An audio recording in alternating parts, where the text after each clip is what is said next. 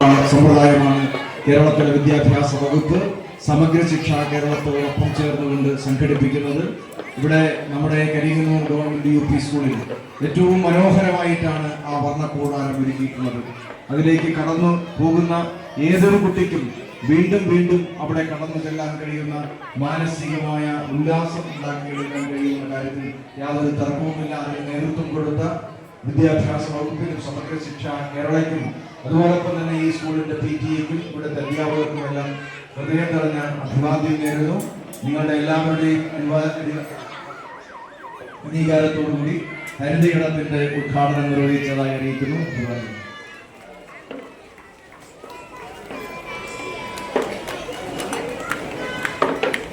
അടുത്തതായി ആട്ടവും പാട്ടിന്റെയും ഉദ്ഘാടനം നിർവഹിക്കുന്നതിന് ബ്ലോക്ക് പഞ്ചായത്ത് അംഗം കരിങ്ങന്നൂർ സുഷമ അവരുടെ ക്ഷണിക്കുന്നു.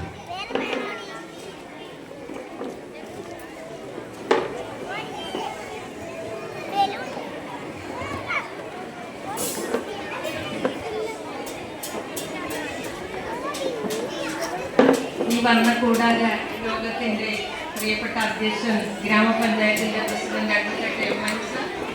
സ്വാഗതം ആശംസിച്ച HM ശ്രീമതി ശ്രീലേഖ, അതുപോലെ തന്നെ ഉദ്ഘാടനം നടത്തിയ ക്ഷീരവികസന വകുപ്പ് മന്ത്രി ശ്രീമതി റാണി, മുഖ്യ അതിഥിയായിട്ടുള്ള ചടയമംഗലം ബ്ലോക്ക് പഞ്ചായത്തിന്റെ പ്രസിഡന്റ് ശ്രീമതി ലതിക വിദ്യാധരൻ, അതുപോലെ പദ്ധതി വിശദീകരണം നടത്തിയ ഹരിതയിടം ഉദ്ഘാടനം ചെയ്ത ജില്ലാ പഞ്ചായത്തിന്റെ പ്രിയപ്പെട്ട അംഗം അഡ്വക്കേറ്റ് ഷൈൻകുമാർ, അതുപോലെ തന്നെ ഇവിടെ പങ്കെടുത്തുകൊണ്ടിരിക്കുന്ന ആശംസ അർപ്പിക്കാൻ എത്തിയിട്ടുള്ള ഗ്രാമപഞ്ചായത്തിന്റെ അംഗം Ishaq, BRC trainer Anoop, MPTA president Athira, മുൻ പ്രഥമാധ്യാപിക Shrimati Sreekala, senior assistant Sri Abdul Kareem, staff secretary Riyas, അതുപോലെ തന്നെ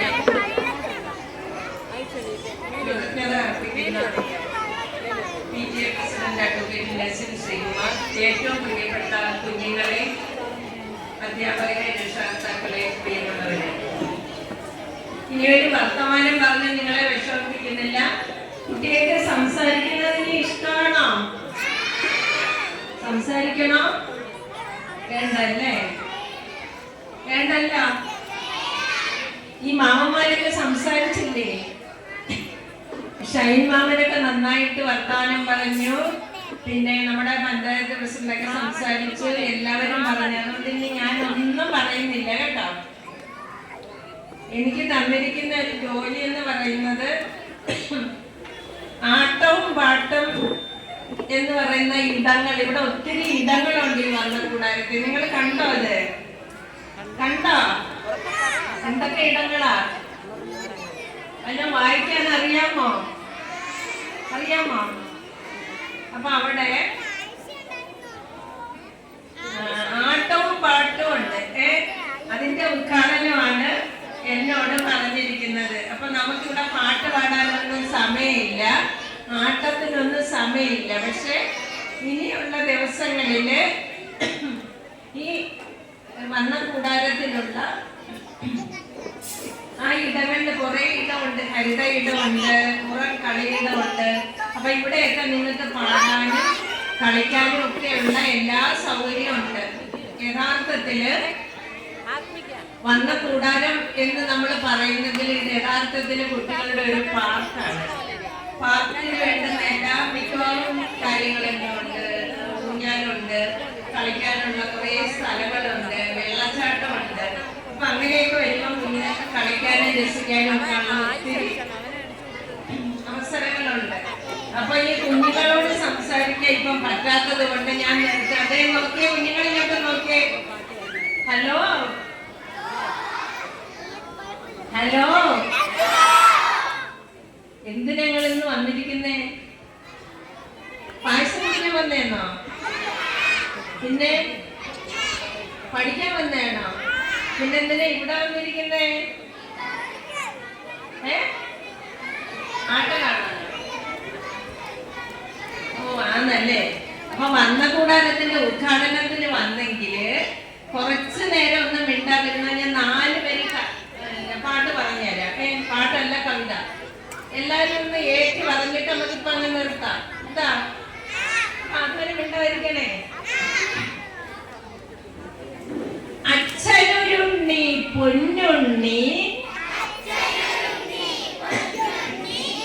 അച്ഛനൊരുണ്ണി പൊന്നുണ്ണി, അമ്മയ്ക്കൊരുണ്ണി നല്ലുണ്ണി,